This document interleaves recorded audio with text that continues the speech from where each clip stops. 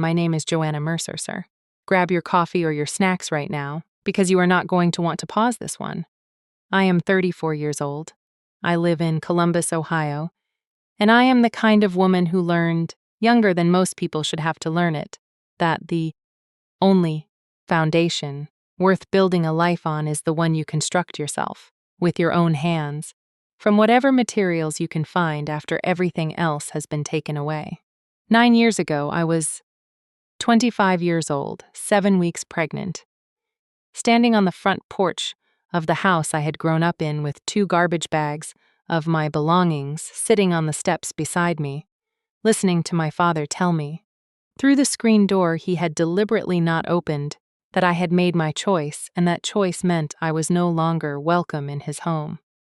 It was a Tuesday evening in November, cold enough that I could see my own breath, and the porch light was on, and the neighborhood was quiet, and somewhere down the street a dog was barking, and my father's face behind that screen door was the most closed and certain face I had ever seen on a person in my life. He said, "Do not come back." He said it once, clearly, and then he turned and walked back into the house. And the light in the hallway went off, and I stood there on that porch alone, with my 2 garbage bags, and the cold, and the dog still barking down the street, and a life inside me that was 7 weeks old, and had no idea what it had just inherited. Welcome back to the channel, where women who were left standing on porches eventually build houses of their own. If quiet strength and real justice are your thing, drop a comment telling me where you are watching from, and make sure you are subscribed.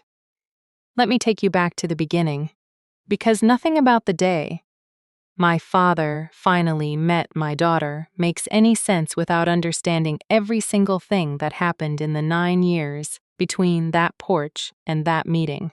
I grew up in a mid-sized city in central Ohio, the oldest of 3 children, in a household that operated according to a specific and unspoken hierarchy of values in which reputation came first, appearances came second, and the actual emotional experiences of the people living inside the house came somewhere much further down the list. My father, Douglas Mercer, was a high school vice principal who had spent 30 years building a professional identity in our community that was, by any external measure, genuinely admirable. He was known as a fair and serious administrator, a man who held students to high standards while treating them with basic dignity, a man whose word meant something in our town in the specific way that the word of a person who has been consistently reliable over decades comes to mean something. He coached the junior varsity basketball team for 15 years. He organized the school's annual food drive every Thanksgiving. He was, in the language of the community that knew him, a good man, and he was, in the specific and complicated way that some good men are, completely incapable of tolerating any evidence that his own family was less than the image he had spent 30 years constructing. My mother, Sandra Mercer, was a dental hygienist who had married my father at 22 and built her entire adult identity around the structure of our family and the maintenance of its appearance within the community they had chosen to make their life in. She was not a cold woman. She had warmth in her, genuine warmth, the kind that expressed itself in small, consistent acts of care. The lunches she packed with notes inside, the way she remembered every one of my friends' birthdays, the particular attentiveness she brought to the moments when she sensed something was wrong and came and sat on the edge of your bed without asking, simply present. But my mother's warmth had a boundary, and that boundary was the edge of anything that might disturb my father's equilibrium. And within that boundary she had learned, over 30 years of marriage, to be very skilled at not seeing things she could not afford to see. I was a good student. I want to tell you this not because academic performance is the measure of a person's worth, but because I think it matters for understanding the specific nature of my father's expectations and the specific nature of his disappointment when I became someone who did not meet them. I graduated in the top 10% of my high school class. I got a scholarship to a state university 2 hours from home, and I studied accounting, a practical choice that my father approved of because it led to a clear and stable professional path of the kind he valued. I was responsible. I was careful. I was, for the first 24 years of my life, the version of his oldest daughter that Douglas Mercer had decided he was going to have, and I had worked very hard to remain that version because I had understood, from a young age, that the alternative was not something our household had a language for. The man who changed everything was named Marcus Webb, and I want to tell you about him with the specific honesty that I think he deserves, because this story is not his fault, and it is not a story about him being a villain. And I am tired of versions of stories like mine, where the man who was present at the beginning is written as the source of everything that went wrong afterward. Marcus was 28 when I met him, a project manager at a construction firm, smart and steady and genuinely kind in the specific way that some people are kind, not as a performance or a strategy, but simply as a default orientation toward the world. We met at a mutual friend's birthday dinner when I was 24, and we dated for 8 months before I discovered I was pregnant. And in those 8 months, he was exactly who he appeared to be, which is to say, a good person navigating a relationship with the same uncertainty and goodwill that I was bringing to it. When I found out I was pregnant, Marcus and I had a long, honest conversation that I remember with the kind of clarity that important conversations sometimes carry years after they happen. We sat in his apartment on a Sunday afternoon in September, the windows open, the sounds of the street coming through, and we talked for nearly 3 hours about what we wanted, and what we were afraid of, and what we thought was right. Marcus said he wanted to be involved, fully and genuinely involved, not as an obligation, but because the idea of a child of his existing in the world, without him present in a real way, was something he could not make peace with. I told him I needed to tell my parents before we made any decisions together, because I was not the kind of person who could carry something this significant without bringing it to my family, and because I still believed, at 24, that my family was a place where difficult things could be brought and survived. I told my mother first, on a Thursday evening when my father was at a late meeting at the school. I called her from the parking lot of a grocery store because I could not make myself wait until I got home, and I could not make myself say it inside a building. She was quiet for a long time when I told her, the specific quiet of someone absorbing information that is reorganizing everything they thought they knew about their current situation. Then she asked me what I was going to do. I told her I was going to keep the baby. She was quiet again, shorter this time, and then she said, in a voice that was carefully controlled in a way that told me she was working very hard to keep it that way, that I needed to tell your father myself, and that I should come to the house on Saturday when she would make sure he was home and calm. I asked her whether she thought it was going to be okay. She did not answer right away, and the pause before she spoke was its own kind of answer. I drove to my parents' house on a Saturday afternoon in late October, a gray and overcast afternoon that I remember as perfectly matching the feeling I was carrying in my chest on that drive, heavy and flat, and without any of the warmth that the word home is supposed to produce. My mother met me at the door with a hug that was slightly too tight and lasted slightly too long, the hug of someone who is already bracing. My father was in the living room in his usual chair, and when I came in, he looked up from the newspaper he was reading, with the neutral expression he wore as a default in domestic settings, the face of a man who had not yet been given a reason to feel anything in particular. I sat down on the couch across from him. My mother sat beside me, and I told him, I want to describe the specific sequence of my father's face as I spoke, because I think it tells you everything you need to know about him and about what was about to happen. The first expression was confusion, genuine confusion, the face of someone hearing something that does not immediately compute. Then the confusion became something sharper as the information landed. Then, the sharpness became very still, the particular stillness of a person who has decided, before they have fully processed what they have heard, how they are going to respond to it. He did not raise his voice. My father almost never raised his voice, which was one of the things that made him frightening when he was truly angry, because the anger came out not as volume but as a cold and absolute precision that left no room for response or navigation. He asked me, in that cold, precise voice, who the father was. I told him. He asked whether I intended to marry him. I told him we had not made that decision yet, that we were still talking, that we wanted to understand our own situation before making additional decisions.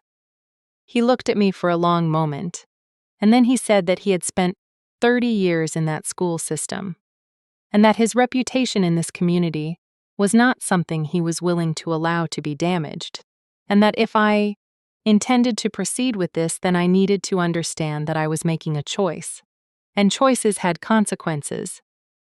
And one of the consequences of this particular choice was that it would not be something he was willing to have associated with his name or his household. I looked at my mother when he finished speaking. She was looking at her hands. I told my father that I was his daughter and that I was 25 years old, and that I was going to have this baby, and that I had hoped my family would be part of that. He stood up from his chair, folded the newspaper he had been holding with the deliberate care of a man doing something with his hands to avoid doing something else, set it on the side table, and walked out of the room. I heard him go upstairs.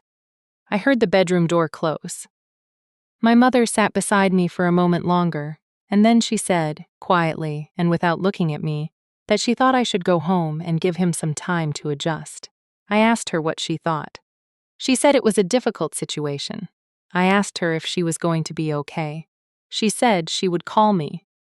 I picked up my bag, and I walked out the front door, and I sat in my car in their driveway for several minutes before I could make myself drive. 3 weeks later, on a Tuesday evening in November, I received a call from my mother telling me that my father wanted to speak with me and asking me to come to the house that evening. I drove over after work, still in my work clothes, not understanding what was coming. My father was waiting in the hallway when I arrived, and my mother was not visible anywhere, which I understood immediately as a signal that she had been asked to make herself absent for whatever was about to happen. My father told me, standing in the hallway of the house I had grown up in, that he had thought carefully about the situation and that his position had not changed. He said I had made a choice that reflected a set of values he did not share and could not support. He said he had a younger son and daughter, still living at home, whose understanding of family and responsibility he was not willing to compromise. He said that if I proceeded with this, I should understand that his door was not open to me, he said, and these are the exact words that I have carried in my body for 9 years like something lodged that cannot be fully removed. He said, "Do not come back." Then he opened the front door, and my 2 garbage bags were on the porch, already packed, and I understood that my mother had packed them while I was driving over, following instructions she had been given by a man whose position she did not have the capacity to resist, and that the hug she had given me on that Saturday afternoon had been a goodbye. She already knew was coming even when I did not. I stood on that porch for what felt like a long time, but was probably less than 2 minutes. The cold was the specific cold of a November evening in Ohio, the kind that gets into your collar and your wrists. And the dog was barking down the street, and the porch light was on, and my father's face behind the screen door was closed and certain and done. He said it once. He turned. The hallway light went off, and I picked up my 2 garbage bags, and I walked to my car, and I put them in the trunk, and I drove away. And I did not look back at the house because I had decided, somewhere between the hallway and the porch, that if I looked back I would not be able to keep driving, and keeping driving was the only thing I was capable of choosing in that moment. I drove to Marcus's apartment. He opened the door and took one look at my face and did not ask any questions and simply moved aside to let me in, which was the right thing to do and which I have never forgotten. I sat on his couch and I told him what had happened, and he sat beside me and listened. And when I finished, he said, "We will figure this out," and I believed him, not because I was naive, or because I did not understand how hard it was going to be, but because in that moment his certainty was the only solid thing available, and I needed something solid to hold on to. That night, sitting on Marcus's couch with my 2 garbage bags in his hallway, and a life inside me that was 10 weeks old, I made a decision. Not a dramatic decision. Not a decision accompanied by any particular emotion beyond the flat, exhausted clarity that sometimes arrives after something devastating has finally finished happening. I decided that I was going to build something. Not to prove my father wrong, not to perform a comeback for an audience, not to construct a narrative of triumph over adversity that I could eventually deliver at a dinner table, simply because I was going to be a mother. And my child deserved a mother who had built something real, and the only person available to build it was me. That decision, made quietly on a couch in Columbus on a cold November night 9 years ago, is the thread that runs through everything that follows. Keep it in mind as I tell you what the next 9 years looked like, because the decision was not made once.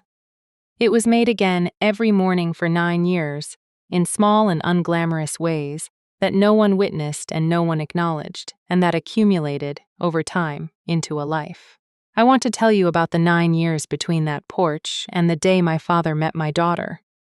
Because I think the middle of a story like this is where the real truth lives, and because I am tired of versions of stories like mine that skip from the painful beginning to the satisfying ending, without spending real time in the years between, as though the middle were simply a bridge to be crossed, rather than the place where everything that mattered actually happened. Marcus and I did not get married. I want to tell you this early and clearly because I think it matters for understanding the full shape of what followed, and because the story of what Marcus and I became to each other is more interesting and more honest than a tidier version would be. We talked about marriage in those early months, seriously and with genuine goodwill toward each other, and we concluded, after long and careful conversations, that we were 2 people who genuinely cared about each other and who were going to be excellent parents together and who were not Tarzan at that particular point in our lives and in the particular form our relationship had taken, the right life partners for each other. This was not a dramatic conclusion. It did not arrive with anger or betrayal, or any of the clean story beats that make relationship endings easy to explain to other people. It arrived slowly and honestly over several months of trying to figure out whether what we had was the foundation of a marriage or the foundation of a co-parenting partnership. And we concluded it was the latter, and we were right.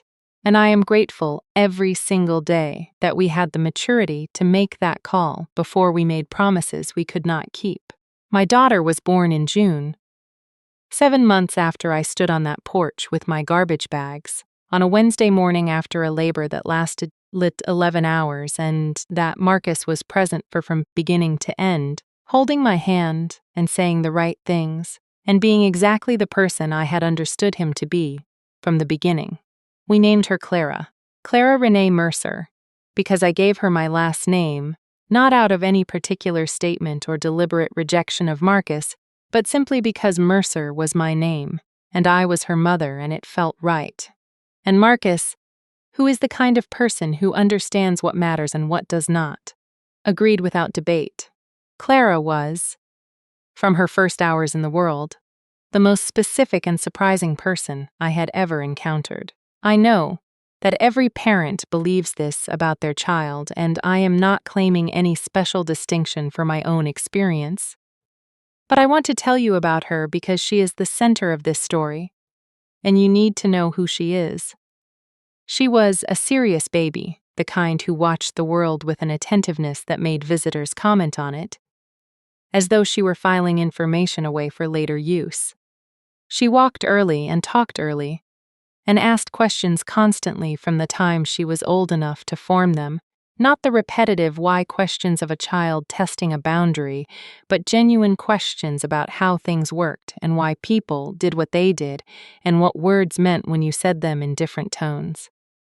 She was, from the very beginning, entirely and completely herself, and raising her was the most demanding and most sustaining work I have ever done. I want to tell you about the practical shape of those first years, because I think the practical details matter, as much as the emotional ones, and because I want you to understand what building a life from 2 garbage bags and a couch in someone else's apartment actually looks like when you are living it rather than describing it. Marcus and I found a 2-bedroom apartment 3 weeks after Clara was born, a place that was clean and affordable, and within walking distance of a bus line I would need, since I did not yet have a reliable car. We split the rent and the utilities, and we built, very deliberately, a co-parenting structure that gave Clara 2 present and engaged parents in 2 separate homes. A structure that required more communication and more goodwill and more daily effort than most people who have not done it understand, and that Marcus and I both committed to with a seriousness that I think is one of the things I am most proud of from those years. I went back to work when Clara was 9 weeks old, earlier than I had wanted to, and later than I could really afford, taking a position as a bookkeeper at a small accounting firm, whose owner, a woman named Patricia Okafor, had interviewed me when I was visibly pregnant and hired me anyway, a decision she made so matter-of-factly and without comment that I did not fully understand until later what it had cost her in terms of the additional accommodation and planning it required. Patricia was in her 50s, a second-generation Nigerian-American woman who had built her firm from a solo practice into a team of 12 over 20 years, and she became, in the years I worked for her, one of the most important professional relationships of my life. She was exacting and fair, and she had very little patience for excuses, but significant patience for genuine effort, and she saw, early, that I was capable of more than the bookkeeping role I had been hired for. Within 18 months of joining Patricia's firm, I had passed the first section of the CPA exam. Within 3 years, I had passed all 4 sections and received my license. I studied during Clara's nap times, and after she went to bed and on the weekends when she was with Marcus.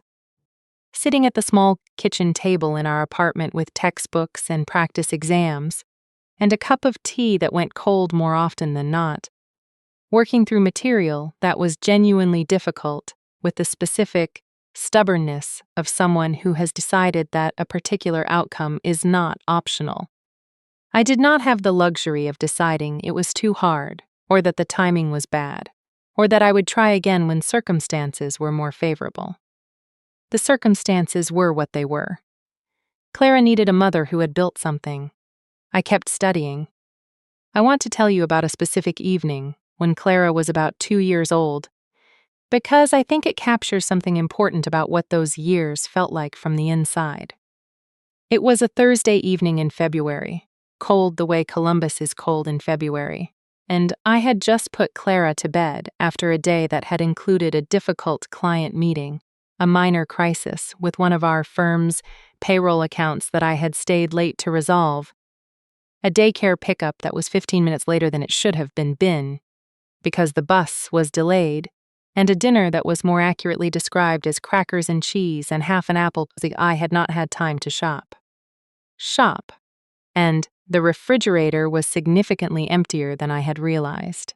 I sat down on the couch after Clara was asleep, and I looked at the apartment, the toys that needed to be put away, the dishes in the sink, the stack of study materials on the kitchen table, and I sat there for about 10 minutes doing nothing at all, which was a luxury I could rarely afford, and which I took that evening without apology.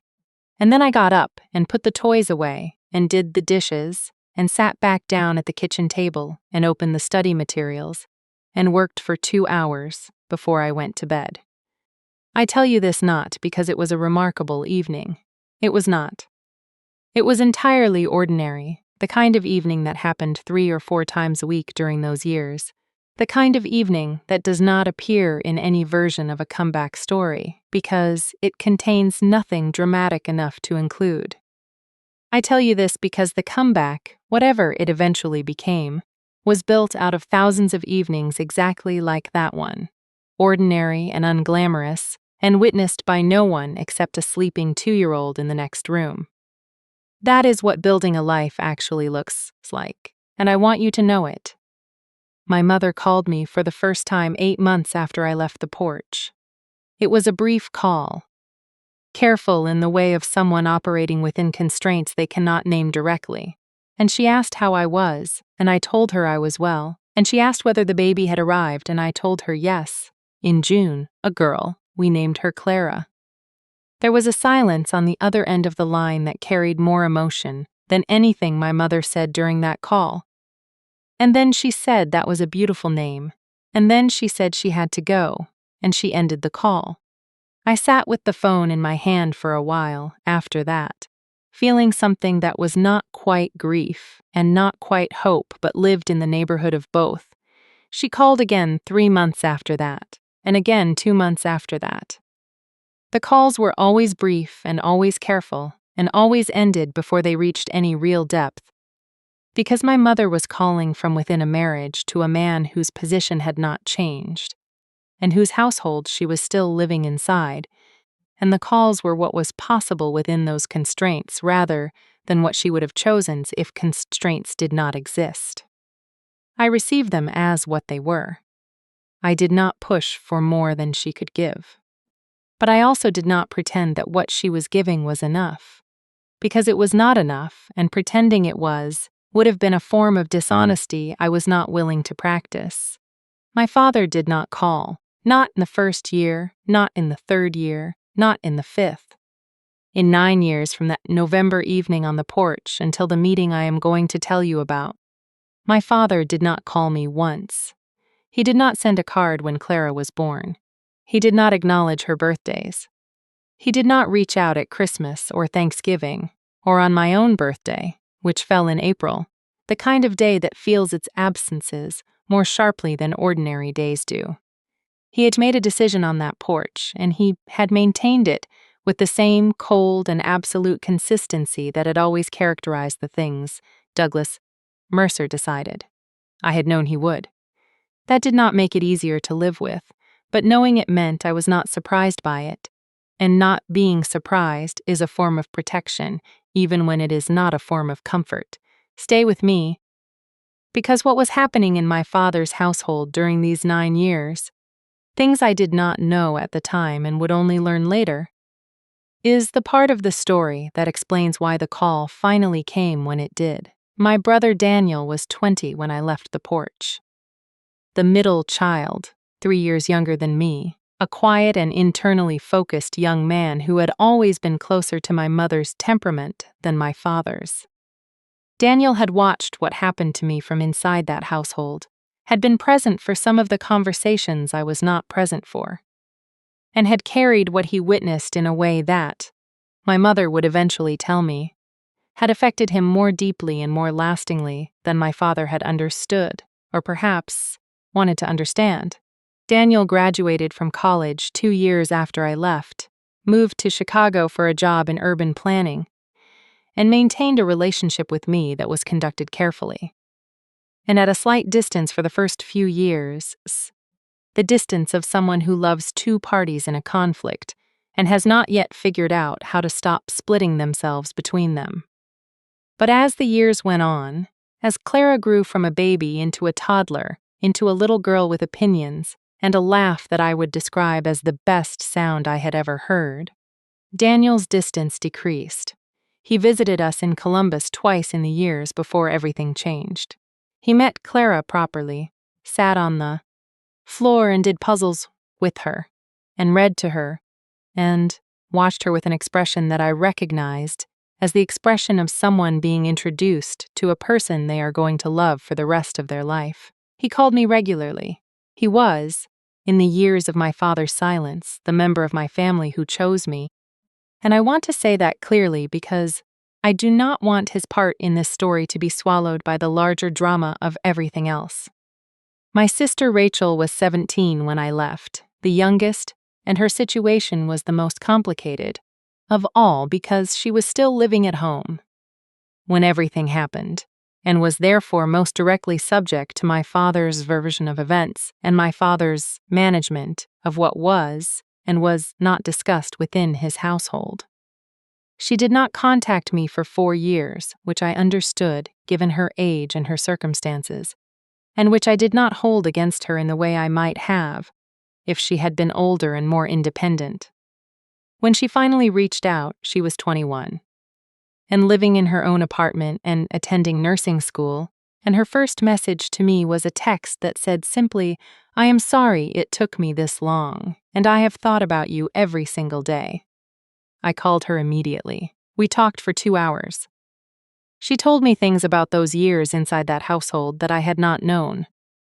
Things about the specific way my father had managed my absence within the family, the way he had discouraged discussion of me, the way my name had been, not forbidden exactly, but treated as a topic that ended conversations, and the way this management had affected both her and Daniel in ways that had taken years to fully understand. I want to tell you about a particular conversation with Rachel, about 3 years after she first contacted me, that I think matters for understanding what eventually happened with my father. Rachel told me, during one of our regular calls, that she had gone home for Thanksgiving that year and had brought up my name at the dinner table, deliberately, as a test of whether anything had changed, and that my father's response had been the same cold redirection it had always been, the same closing of the subject before it could open.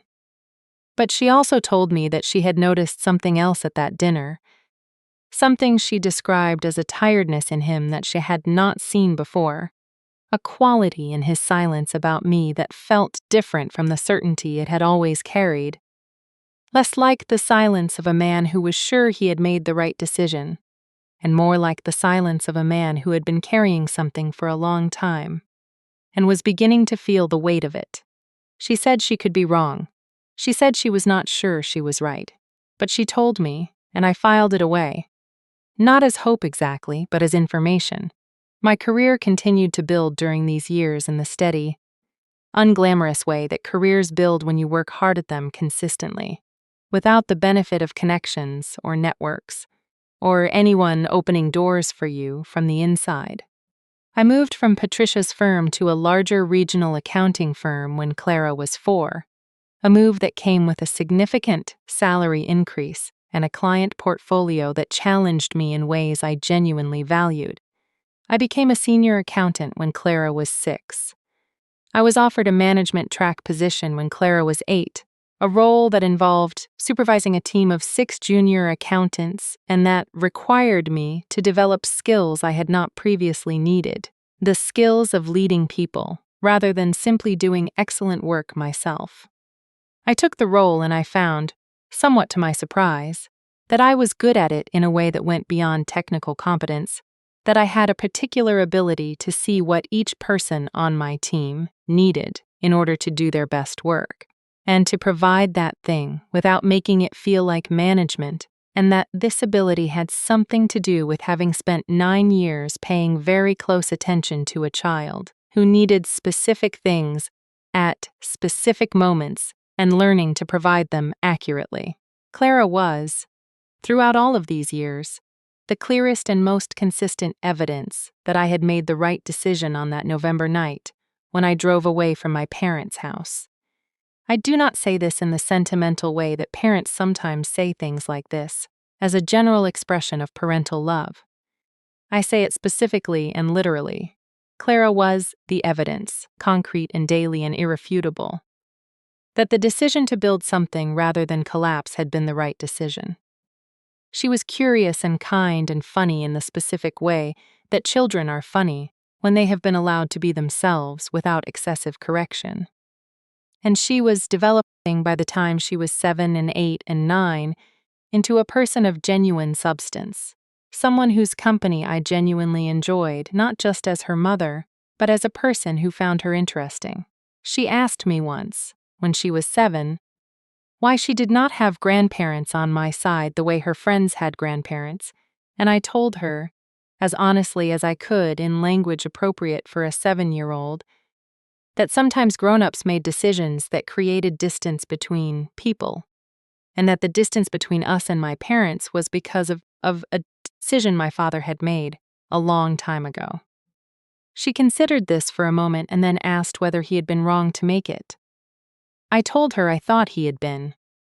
She nodded, with the specific gravity that 7-year-olds sometimes bring to serious topics, and then asked what was for dinner, which is one of the things I love most about children, the way they can hold something heavy and then set it down without effort and move on.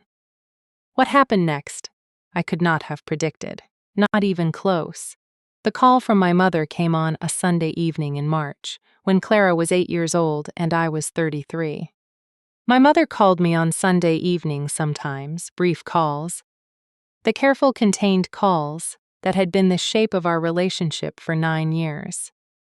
But this call was different from the first words, because my mother's voice carried something I had not heard from her in years, or possibly ever, a quality of genuine urgency that had broken through the careful management she usually applied.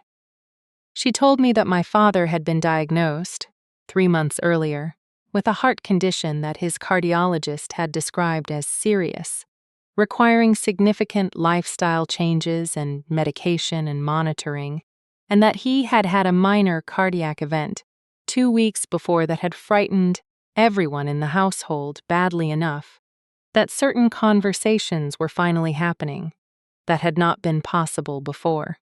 She told me that my father had asked her to call me. She said it simply, without elaboration, and let the sentence sit. I did not say anything for a moment. I want to be honest about what I felt when I heard this, because I think the honest version is more useful than either the cold version, or the immediately forgiving version that might be more comfortable to present. What I felt was complicated in the way that 9 years of a wound can make a feeling complicated. I felt something that might have been relief, the specific relief of a door opening that has been closed for so long you had begun to wonder whether it was permanent. I felt something that might have been anger, the old anger that I had not allowed myself to carry on a daily basis because carrying it would have cost me energy I needed for other things, but that had never fully dissolved either. And I felt something that surprised me, something that I can only describe as a kind of grief for the 9 years that could not be recovered, regardless of what happened next, the years of birthdays and Christmases and ordinary Tuesday evenings, that my father had chosen not to be part of, and that no conversation, however honest, could give back. I told my mother I would think about it and call her back. She said she understood. I ended the call and sat for a long time in my kitchen, the same kitchen where I had studied for my CPA exam in the evenings, while Clara slept. The kitchen of the apartment I had moved into when Clara was 5, and that was, by now, genuinely mine in the specific way that a space becomes yours when you have filled it slowly over years with things that reflect who you actually are. I sat in that kitchen and I thought. And then I called Daniel. Daniel listened to everything I told him and was quiet for a moment, and then said something that I have thought about many times since. He said that the question was not whether Dad deserved a second chance, because that framing put the weight of the decision on what our father had or had not earned, and that was the wrong frame. The right frame, Daniel said, was what I wanted for my own life and for Clara's life going forward, what kind of story I wanted the next 9 years to be, and whether my father's presence or absence in that story was something I had the power to decide on my own terms rather than on his. I told Daniel that was a very precise way of putting it. He said he had been thinking about it for a while. I asked him what he thought I should do. He said he thought I already knew what I was going to do, and that I was calling him to hear someone else say it was okay. I told him he was probably right. He said it was okay. I thanked him and ended the call. I called my mother back the following evening, a Monday, after Clara was in bed and the apartment was quiet in the specific way it gets quiet after a child has gone to sleep, that particular stillness that feels earned rather than simply present. I told my mother that I was willing to have a conversation with my father. I used that word deliberately, conversation, rather than visit or reconciliation, or any of the words that carried more weight than I was willing to commit to at that point. Because I had decided, sitting in my kitchen the previous evening and talking to Daniel, and then sitting alone afterward for another hour, that I was going to approach this the way I approached everything that mattered, which was carefully and on my own terms, and without allowing the urgency of someone else's situation to override my own judgment about what was right for me and for my daughter. I told my mother 3 things. I told her first that any meeting would happen in Columbus, in my city, in a location I chose, not in the house I had been put out of 9 years earlier, because I was not willing to walk back into that house as though the previous 9 years were simply a misunderstanding we were now moving past, and because I thought the choice of location mattered symbolically in a way that I was not willing to concede. I told her second that Clara would not be at the initial meeting, because Clara was 8 years old and she was not a prop in a reconciliation narrative, and she deserved to be introduced to her grandfather. If that introduction was going to happen at all, in a way that I had determined was right for her, rather than in a way that was convenient for the adults managing their own emotions. And I told her third that I needed my father to understand, before any meeting happened, that I was coming as the person I had become over the previous 9 years, not as the 25-year-old who had stood on that porch, and that if he was expecting to meet the daughter he had put out, he was going to be meeting someone considerably different. My mother was quiet for a moment after I said all of this, and then she said she would speak to my father and call me back. She called back the following evening and told me that my father had agreed to all 3 conditions. I noted, without saying anything about it to my mother, that his agreement had come without negotiation, without any counter-proposal, without any attempt to modify the terms I had set. That told me something about where he was, and what the cardiac event had done to the certainty that had always been the foundation of his position.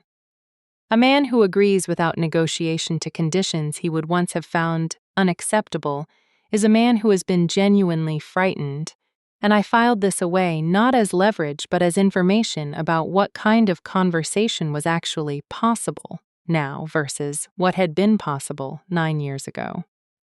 We scheduled the meeting for a Saturday afternoon 3 weeks later, at a café near my apartment that I had chosen because it was quiet on Saturday afternoons and had a corner table that offered enough privacy for a difficult conversation without the exposure of a completely public space. I chose 3 weeks out deliberately because I had things to do in those 3 weeks that I considered essential preparation, not for the conversation with my father, which I felt I could navigate without extensive preparation, given that I had been living with the material for 9 years, but for the conversation with Clara that needed to happen before any of it. I told Clara about her grandfather on a Wednesday evening, 2 weeks before the meeting, sitting with her on the couch after dinner, with the television off and no phones present, because I had decided this was a conversation that deserved her full attention and mine. Clara was 8, which is old enough to understand complex family situations in outline form, even if not in every detail, and which is also old enough to have the conversation derailed by her own questions if I was not careful about how I structured it. I told her that I had a father, her grandfather, who she had not met, and that the reason she had not met him was that he and I had had a serious disagreement a long time ago, before she was born, and that he had made a choice during that disagreement that had created a long distance between us. I told her that he was not well, and that he had asked to meet me, and that I had agreed, and that I wanted her to know this was happening. She listened with the focused attention she brought to things she considered important. And when I finished, she asked, in the direct way she asked everything, whether he was a good person. I told her honestly that he was a complicated person, that he had done something that had hurt me very much, and that I had not forgiven entirely. But that complicated people could also have good in them, and that I was going to find out whether there was enough good to build something on. She considered this for a moment, and then asked whether she was going to meet him. I told her that depended on how the first conversation went, and that I would tell her everything afterward. She nodded, and then asked if she could watch television, and I said yes. And she moved on with the easy adaptability of children who have been told the truth and trusted to handle it. I want to tell you about the 3 weeks between telling Clara and the meeting, because I think the internal work of those 3 weeks mattered as much as anything that happened in the café, and because I want to be honest about the fact that preparing to see my father after 9 years was not a straightforward emotional exercise. There were evenings during those 3 weeks when I sat with the old anger and felt it as fully as I had ever felt it, the specific anger of a person who was put out of their family home at 25 and pregnant and told not to come back. And I did not try to talk myself out of that anger or replace it with something more comfortable or more forgiving. I let it be there. I acknowledged it as legitimate and real and earned. And then I set it aside, deliberately and consciously, not because it was wrong, but because carrying it into that café would have made me less rather than more capable of getting what I actually wanted from the conversation. And I knew with clarity what I actually wanted. What I wanted was not an apology, though I believed an apology was owed and I intended to say so. What I wanted was a specific accounting, a direct and named acknowledgement of what had happened, not softened into a general expression of regret but specific. The porch, the garbage bags, the 9 years, Clara's birthdays, my CPA license that he did not know I had earned, the senior accountant position, the management role, the entire 9 years of a life built entirely without him that he had chosen not to witness. I wanted him to know what he had missed. Not to make him feel bad for its own sake, but because I believed that a reconciliation built on vague mutual goodwill, without any honest accounting of what had actually happened, was not a reconciliation but a performance, and I was not interested in performing. My father arrived at the café before me, which surprised me. I had expected, given everything I knew about Douglas Mercer, that he would arrive exactly on time. The punctuality of a man who controlled his environments, and his early arrival told me something about the state he was in. He was sitting at the corner table I had reserved, and when I walked in and saw him, I felt something that I had not fully anticipated, which was how much older he looked. 9 years is a significant stretch of time at any age, but the cardiac event, and whatever the previous months had carried, had marked him in ways that went beyond the ordinary aging of 9 years, and the man sitting at that corner table was visibly diminished from the man who had stood in the hallway of his house and told me not to come back. He was thinner, his color was not good. He held himself with a carefulness that had not been there before, the physical carefulness of someone who has been recently reminded that their body has limits. He stood when he saw me, which was the right thing to do and which I noted as a small signal of the recalibration that had apparently occurred. I sat down across from him, and I did not hug him, and he did not attempt to hug me, and the absence of that gesture, mutually understood and mutually respected, set the right tone for the conversation that followed. A waitress came and we both ordered coffee, and then we were alone at the corner table, and the café was doing its quiet Saturday afternoon business around us, and my father looked at me across the table with an expression I had never seen from him before in my entire life. He looked uncertain. Douglas Mercer, who had spent 30 years projecting absolute certainty in every professional and personal context I had ever observed him in, looked uncertain, not weak. I want to be clear about that.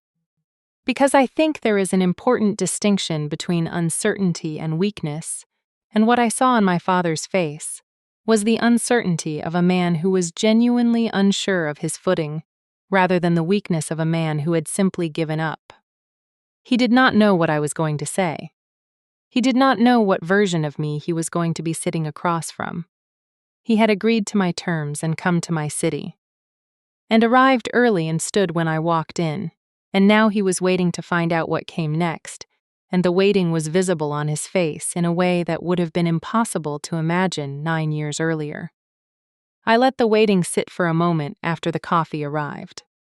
Not as a power move, simply because I wanted to begin from genuine calm rather than performed calm. And I needed a moment to locate that genuine calm inside the complicated mixture of things I was feeling. Then I looked at him directly, and I told him I was glad he had come. I said it simply, and I meant it, because whatever else was true, his willingness to come to my city and sit at my table on my terms was itself something. And I believed in acknowledging what was true even when the full picture was complicated. He said he was glad I had agreed to meet him.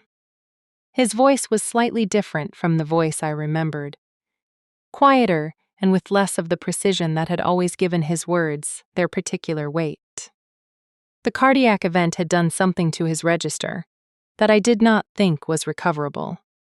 And I sat with that understanding without any satisfaction in it, because I had not spent 9 years hoping for my father to be diminished. I had spent 9 years building something in his absence, which is a very different thing. I told him I wanted to say some things before we talked about anything else, and that I needed him to listen without responding until I was finished. He nodded, and I told him everything. Not everything in the 9 years of detail that I have given you in this story, but the essential accounting that I had decided I needed him to have. I told him about the porch and the garbage bags, and the cold and the dog barking down the street. Not because I thought he had forgotten, but because I wanted to name it directly, rather than allowing it to exist as a shared but unspoken understanding. I told him about driving to Marcus's apartment and sitting on his couch and making the decision to build something. I told him about the 9 weeks before I went back to work, the 14 months before I passed my first CPA exam section, the 4 sections total, the license, the senior accountant position, the management role, the team of 6 people I now supervised. I told him about the apartment I had furnished slowly over 9 years until it was genuinely mine. I told him about Clara, her birth in June, the name we had chosen, the way she had watched the world from her first hours with an attentiveness that still amazed me.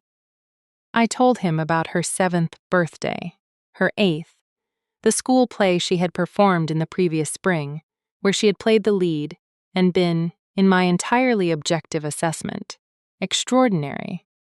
I told him about every birthday he had not sent a card for, every Christmas he had not called, every ordinary Tuesday evening he had not been part of.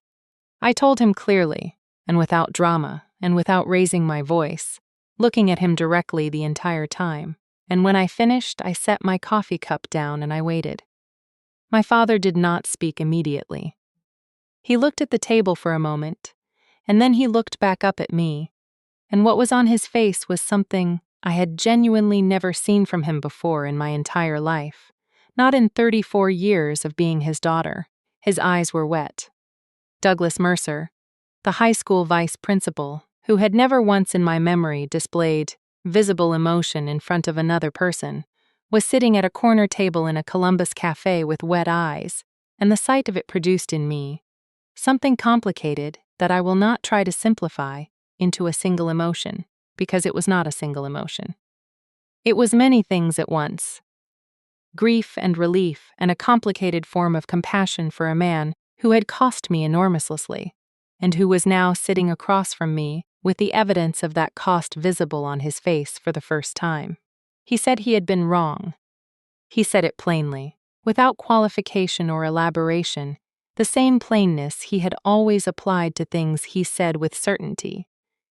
Except that this time the certainty was in the wrong, rather than in the position he had taken. He did not say, "I am sorry if I hurt you," or "I am sorry you felt that way," or any of the conditional constructions that people use when they want credit for an apology without actually making one. He said I was wrong to do what I did, and I have known it for longer than I have been willing to admit, and I am sorry. He said it, looking at me directly, and the eye contact was steady, and the voice was quiet but not unsteady, and I believed him, which surprised me slightly, because I had not known, going into that café, whether I would believe him when the moment came, or whether the 9 years between us would make it impossible to trust anything he offered. I told him I accepted his apology. I told him I accepted it not because the 9 years were erased, or because what he had done was suddenly acceptable in retrospect, but because I had not built my life around waiting for this moment, and I was not going to allow its arrival to reorder everything I had constructed in its absence. I had built something real without him. That something was still real. His apology did not change what I had built. It simply changed what was possible going forward. And what was possible going forward was something I was willing to explore.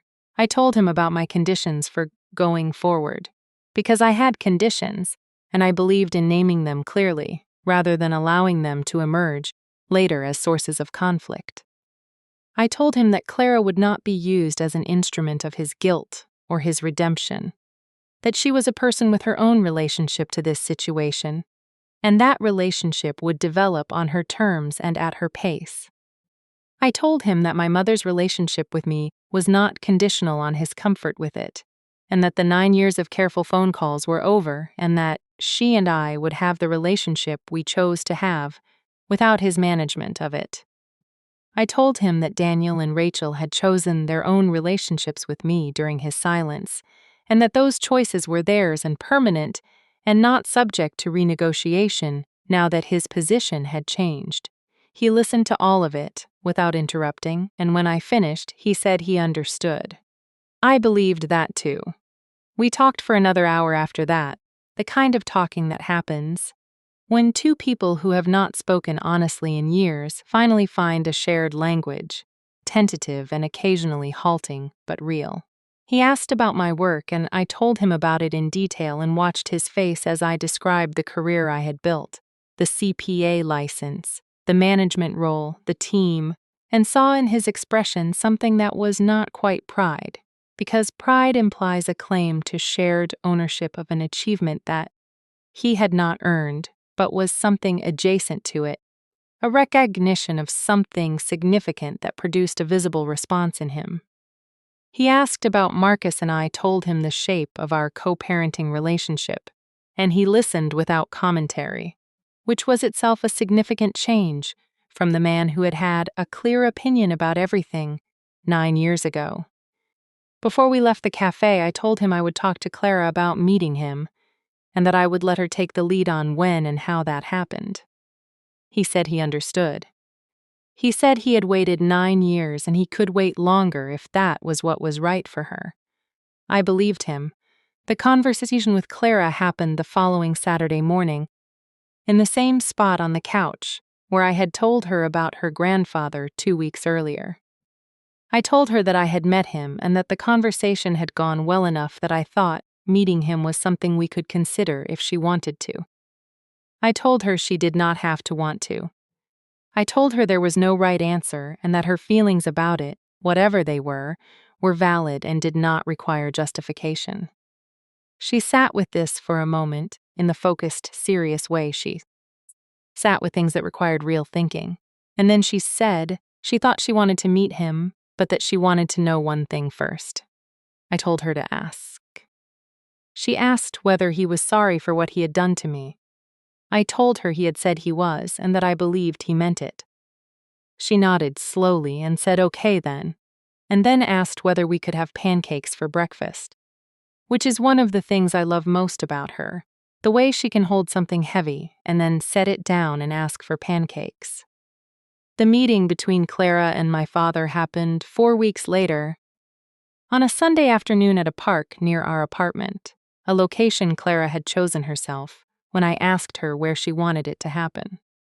I want to tell you about this meeting carefully because I think it deserves care, because it was the moment that 9 years had been building toward, and because the reality of it was both simpler and more significant than I had expected.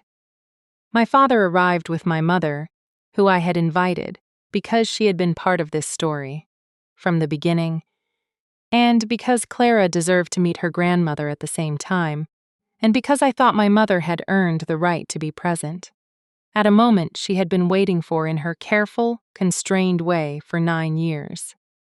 They were standing near the park entrance when Clara and I arrived, and I watched my father see his granddaughter for the first time from 30 feet away. And what happened to his face in that moment is something I am not going to attempt to describe in detail. Because some things resist description, and because the description would inevitably be smaller than the reality. I will say only that it was the most human I had ever seen Douglas Mercer look in my entire life, and that I stood beside my daughter and watched it happen and felt, for the first time in 9 years, something that was unmistakably and simply grief. Grief for the years that could not be recovered, for the birthdays and the Christmases and the ordinary Tuesday evenings. Grief that was real and earned, and that I allowed myself to feel fully, rather than managing it into something smaller. Clara walked toward them with the confidence she brought to everything, and when she reached my father, she looked up at him with the direct and assessing gaze she applied to people she was meeting seriously for the first time, and she said, "Hello, I am Clara." My father crouched down to her level, which was not easy for him physically given his condition, and which I noticed and which told me something, and he said, "Hello, Clara. I am your grandfather, and I am very glad to meet you." Clara considered him for a moment and then said, "You look like my mom a little bit." My father looked up at me over her head, and the wet eyes were back, and I looked away at the park and gave him a moment to collect himself. They spent 2 hours in that park, and I watched from nearby as my daughter showed her grandfather the things she found interesting about that particular park. The specific tree near the fountain that she had decided was the best climbing tree in Columbus. The ducks that came to a specific spot near the water if you had bread. The view from the top of the small hill on the east side that she had determined was the best view in the park, because you could see 3 different neighborhoods at once. My father followed her through all of it, with the careful attention of someone who understands they are being given a gift they have not earned and is trying to be worthy of it. My mother walked beside me and held my hand for part of it and did not say much, and the not saying much was the right thing, and I was grateful for it. I want to tell you about where things stand now, because I believe in honest endings rather than tidy ones. It has been 8 months since that day in the park.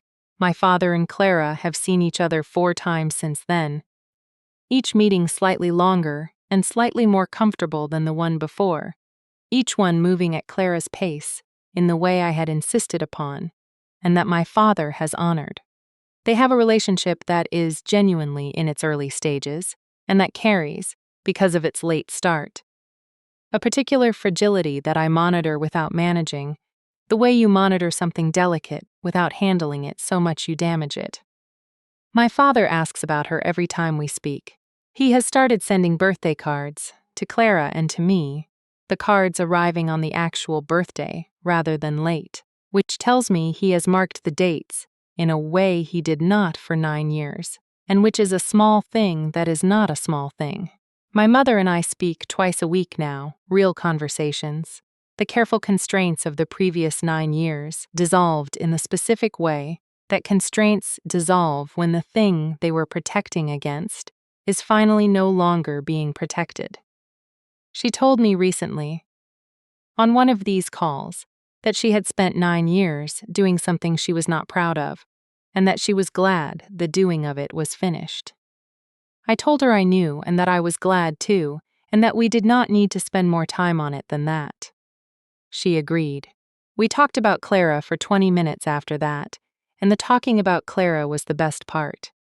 Daniel came to Columbus for a weekend 2 months after the park meeting and spent a Saturday with Clara that she still talks about. The two of them spending 6 hours doing exactly what Clara wanted to do, which involved a museum, a specific restaurant she had decided was the best pizza in the city, and a very long walk through a neighborhood she had recently decided was interesting. Daniel texted me that evening and said she is incredible, and I texted back, I know. And we left it at that because some things do not require more words than that.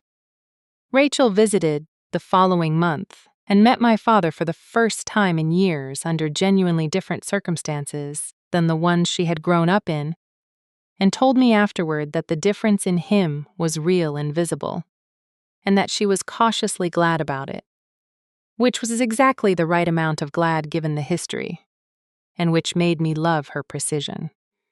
My father and I are not what we might have been if none of this had happened. I want to be honest about that because I think false warmth serves no one, and because I think you deserve the true version of what reconciliation actually looks like, rather than the version that makes a neater ending.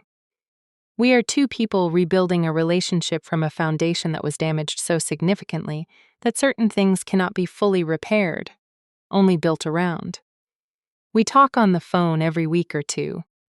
Conversations that are real without being easy, that are honest without being complete, that are moving in a direction I believe in without arriving anywhere final. He has never asked me to pretend the 9 years did not happen, and I have never asked him to carry them more heavily than he already does. We are doing what is possible, and what is possible, I have come to believe, is enough. I think about that November porch sometimes, in the way that you think about the moments that divided your life into a before and an after. I think about the cold and the garbage bags and the dog barking, and my father's certain face behind the screen door. I think about Marcus's couch and the decision I made sitting on it. I think about 9 years of ordinary evenings at a kitchen table with a cup of tea that went cold and a sleeping child in the next room, and textbooks and study materials. And the particular stubbornness of someone who has decided an outcome is not optional. I think about Clara in that park, telling her grandfather she had found the best climbing tree in Columbus, and my father following her toward it, with the careful steps of a man who knows he is receiving something he did not earn, and is trying to be worthy of it anyway. And I think about what it means to build a life that does not require anyone's permission or anyone's presence to be real. My father's absence did not stop the building. His return did not validate it. The life was real before he came back, and it is real now, and it will be real in 10 years, regardless of what any of this becomes. That is the thing I most want you to take from this story, the most important truth I know how to offer you from 9 years of building something without an audience. The value of what you construct does not depend on whether the people who should have been there to witness it actually showed up. It depends on whether you built it well. And if you built it well, if you got up every morning and made the decision again and kept going even on the evenings when the refrigerator was empty, and the dishes were in the sink, and the study materials were waiting on the kitchen table, then what you have built is real. It is yours, and no one's absence, however long, and no one's return, however complicated, can change that fundamental fact. Tell me your story in the comments. I am here, and I read every single one.